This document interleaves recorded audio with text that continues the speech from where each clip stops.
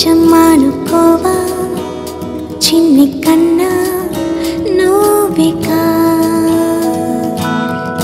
కొంచెం గారం చేయలేవా వెండి కొండ నన్నికా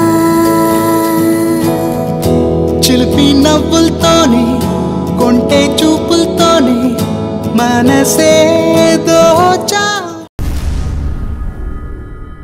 నా పేరు హర్ష.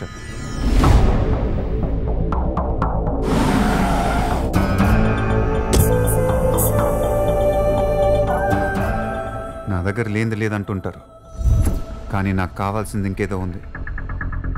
దానికోసం ఎంత దూరమైనా వెళ్ళాలనిపిస్తుంటుంది.